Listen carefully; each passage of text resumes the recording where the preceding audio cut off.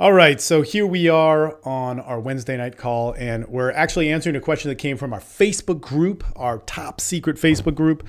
If you're a TSL member, you can actually get vetted into the Facebook group, and you can find out more about that at thesexuallife.com/members. And anyway, on that group, it's really established guys of stuff going on, and somebody wrote in about a text messaging thing with an Eastern European woman. Now, there's a lot to this, but and there's so much that you stereotype around all of this. But dude, like, let me just give you some generalities which may guide your eyes. So first off, there's a couple different things. There's women who are from like really hard cultures that are very different than American cultures, or you could say Western cultures, right? There's just a different social dynamic happening. And there's a lot that could be said about that. But then also there's another thing with Eastern Europeans in particular is that although it's been, years, it's been 40 years since the Berlin Wall fell, but that communist, that shit did some crazy imprinting stuff, man. It was just fucking nuts. It's like driving across from Austria to the Czech Republic or Slovakia. Dude, everything just turns gray and plain. It's fucking nuts. And actually, this is crazy. And again, this is very general, but I want you to get this concept in because it will come into play about social dynamics. And I was talking about one of my buddies, Nate, and about 2 minutes ago before we started recording this. And Nate said to me when I was 16 or 17 and hanging out with him, and he said, man, communism and poverty. And Nate's like super genius. He's also kind of a wild dude, but he's like, communism and poverty, that is going to lead into so much of the sex trade with girls from Eastern Europe. And already at the time there was like porn coming out. The internet really wasn't happening at that point. But, he was like, man, that's just going to do so much about the sex trade. And I was like, wow, that's crazy. I'm like 16, 17. I'm like, sex, this is crazy. Tell me more. And he's like, well, look, communism, there won't be as much guilt associated around it as that you'll see with, other Western things. And then the poverty, it's like, man, there won't be guilt associated with making money from it, and they need money, and it's an easy way to make money, and it will just be an easy transition, whereas other people have all this other stuff to go through. And as crazy as that sounds, when you get to a 16 or 17-year-old kid and an 18-year-old kid thinking about that, Nate being the 18-year-old because he's a couple of years older than me, man, like now seeing the reality of that and what is developed of how fucking true that is. Now, I'm going to say this. Eastern European women, they're fucking hot. There's a lot of hot ones. Of course, there's ones that aren't hot, but there are a ton of hot women in Budapest. There's a ton of hot women in Ukraine.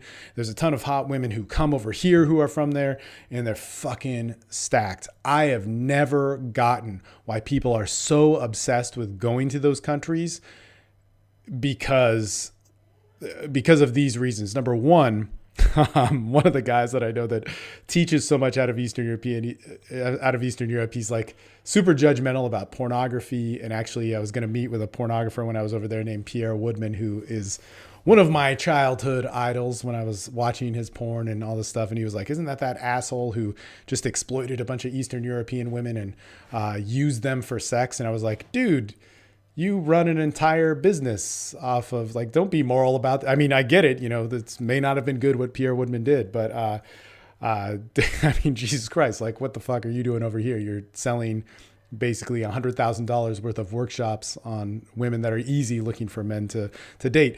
There's another thing that way back before pickup people started teaching heavily in Eastern Europe, my buddy, actually, I won't say his name, but he's Indian and he traveled all around the world and sold stuff. And he said, Steve, look, man, the hidden jewel of hot women is in Eastern Europe. But this goes down to why to me, it doesn't sit with me. Sure, they're beautiful women, but they're very cold. They're very to the point, and they're almost they don't have those feminine qualities that at least I like. And that's a taste thing by me. And I get it. Plenty of people love that sort of relationship with a woman. But for me, it's just like, I don't know. I've had relationships with them. I've had long distance relationships, long-term relationships with them and all sorts of stuff. And, shit, it could happen again, but not that into it. But the one thing I got is any woman from a dominant culture. So let's get back to this dominant culture thing, is that you need to be dominant back. My buddy, who actually was a salesman, who's Indian and has a ton of experience with women, we've had a lot of adventures together. He said the best thing you can do he's like, here's how you sleep with a girl in Hungary. He's like, you don't be a Hungarian male. Here's how you sleep with a girl in Lithuania. You don't be a Lithuanian man. Here's how you sleep with a woman in Russia. You don't be a Russian man. And the thing is that there's not a lot of great selection of men in those countries, especially, if you go back 10, 15 years, 20 years, there is a lot of shitty oppression, okay? But at the same time, they're used to dealing with these men who are, a little bit more to the point, a little bit rougher. And there's a different dynamic of like the hard male attitude. But even if you went to another culture that is really dominant, like Israeli culture, or there's different flavors of like Latin American culture that can be that way. But one of the key points to all of this is you cannot be weak. You can't be passive. And to say that, I don't mean you have to be like this fucking asshole, but one of the things that I really got, I lived with an Israeli girl for a long time, was that, man, I fucking would stand up to her big time. Now, she was a tough chick. She was fucking nuts. She was insane. She would dominate everything, anything and everything. But when it came to something with her and there were a lot of times where I listened to her. Absolutely. I'm not saying you need to do it all the time, but there were times where it was just like, this just doesn't fucking sit with me, man. Shut the fuck up. Get out of here. Shut the fuck up. Or like, there was a lot of times where I really put my foot down. What I realized when I went to Eastern Europe is that a lot of the girls, in fact, in this text message exchange, it was something like, you're the hottest girl from Eastern Europe or whatever, or something like that. I'm paraphrasing. I'm sorry. And she said, well, why don't you go there and find out? And that would be something so much that one of these girls would say, just toying with a guy who's kind of playing at her. One of the things that I got from reading that text message exchange, and perhaps I should pull it up, bear with me here 1 second as I look for it, is that it would be at that point or at one of those points, I would definitely put my foot down with her, just because I know she would be responsive to it. A girl that is a dominant woman that is kind of posting that up. Damn it, computer, work faster. Is something that I would really, really kind of be like, hey, you know what? I can't scroll on my Facebook and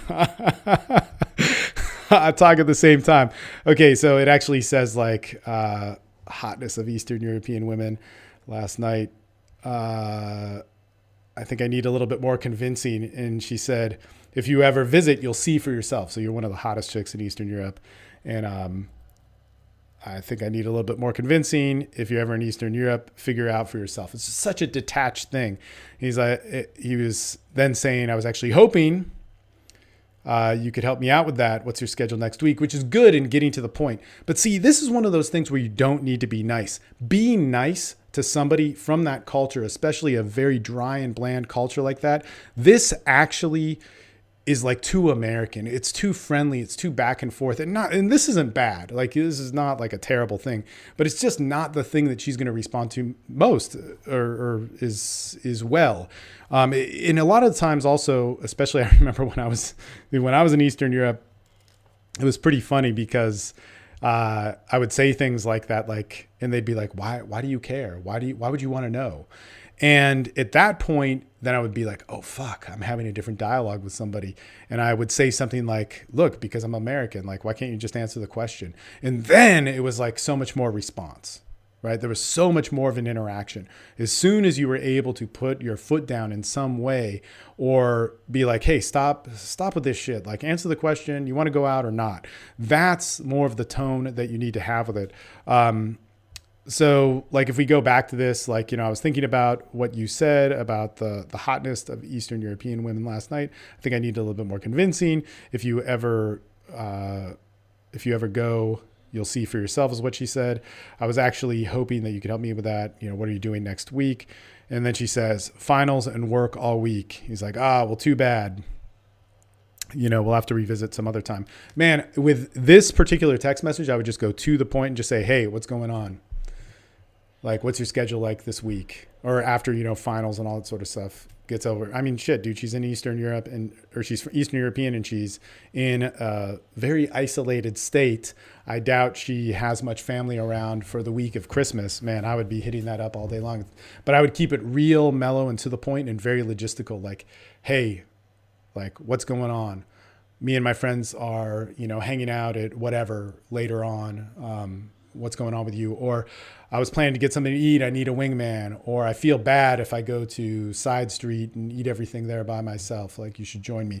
Think of easy yes dates for you to attend, but also think of easy yes dates that you can be very direct and to the point with. Like we were saying, the easy yes dates, always key. And we'll talk about that a little bit when I get into the text messaging thing. But also just realize that you are going to get some resistance from her. And see that resistance. I mean, look, this isn't like a battle. I don't want it to sound like PUA-esque, but this is probably going to. Is that see it as a test. It's like a fucking test for you to just be like, hey, do you want to go or not? Right? Be really upfront. Don't be passive in any of these ways where it's like, hey, I got to go. Or I'm, what I would say, because I'm familiar with the area that he's at. It's like, hey, I have a function, a work function coming up this week. Like, would you want to attend? Or would you want to meet up afterwards? Actually, that would be better. Meet up afterwards. Very like fucking make it easy and easy. Yes. Not a lot of responsibility, not a lot of commitment on her part. She doesn't need to dress up. She doesn't need to have any pressure. She doesn't need to worry about being your girlfriend or potentially being your girlfriend or making a decision later on that night. She can just show up very easily. And, she can have an exit plan too of like, make it 30 minutes, make it an hour, make it fucking easy. And then she might say something like, well, I don't know. I want to make sure you don't have the wrong intentions about this. And it would just be like, man, really? You're asking me that? Like, there will be some point of resistance that comes up. And I would just say, okay, really, ... like thinking too far ahead in advance. Do you want to go or not? So I would definitely make this one of those things where when you get your points of resistance with her, they're going to be tough. They're going to be challenging. They're going to be, they're going to own her sense of self and her sense of hotness. I bet she gets hit on a lot and fucking dismiss that shit.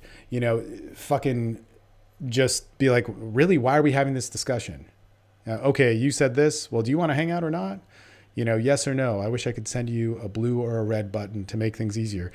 Just make it real to the point. Anytime there's questioning and like you could get a no and you want that. If she doesn't want to fucking hang out with you, stop wasting time with her. You could get a no, but you basically want to make it like, hey, do you want to hang out? Do you want to do this? Yes or no? Okay. Gets you some sort of chatter. Like I have finals all week, working finals all week or whatever it is she said. It's like, okay, cool. Well, I'll try again in a week. Oh, okay, cool. I'll hit you up after you're done with finals. Whatever. But don't chase her. Don't play to her. Don't try and win her over with charisma. That sort of joking stuff, man. She's not going to be responsive to that, especially somebody from an Eastern European culture because of, man, dude, just it's not there. It's not really seen as something that is necessary in their social dialogue. The other thing that I'd say too is like women with hard cultures, like, dude, first off, you have an immediate advantage because you're not of her culture. Most women that I meet from those cultures enjoy the refreshingness of Americans. Like, it's actually funny. All my Brazilian friends that are female were like, oh my God, it was great in America because guys actually buy us drinks. Because if you're in a major city in Brazil, or at least this was, well, it's probably still is true. If you buy a girl a drink, she's obligated to make out with you. It's just that there's such a difference of men and women. There's more women than men. So, it's like a guy's playground there.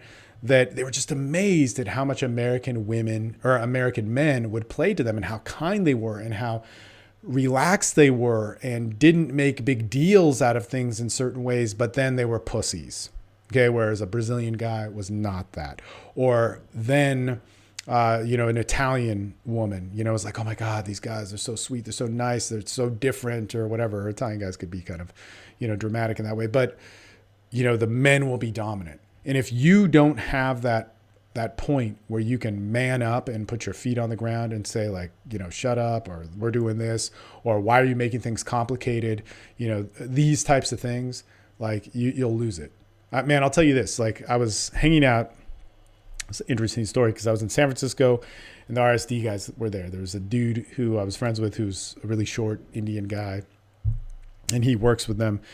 And Jeffy was somewhere in the mall doing some shit. And I ran across a bunch of kiosks, and my ex-girlfriend who I lived with owned kiosks and worked at a bunch of kiosks. So I went and talked to him at the kiosk, and I talked to this girl, and I spoke a little bit of the Hebrew that I was such an asshole, but she brought it, as soon as I talked to her or whatever, and there's like 4 PUA dudes behind me watching, which is always a weird thing. And she said something, oh, so what are you doing here? You go around and you talk to kiosk girls. And I said something like, oh, whatever. You think you're better because you're Israeli. What are you, Sephardic? Like, come on. And she's like, well, you know what that is? Like, what is the difference of this and that? Da, da, da. And I just remember it got down to like, oh, you think you're better than everything. You can't even fucking take the American sign, which is the American dick. And she went to hit me, and I caught her hand. And as soon as I caught her hand, she like broke. And like she totally caved and like I didn't even do anything. I just caught it. I was like, yeah, see? Yeah, okay. You fucking can't even hit me. And there, like the calm happened.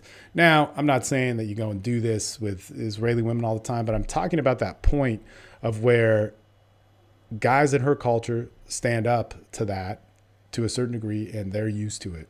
If you don't do that and the fucking drama comes or whatever, I mean, it's like like I have so many friends who are international, and they'll talk to me. It's like, man, he couldn't be a man. He was great in so many ways. And so that point of where you do stand up to him will actually mean a lot.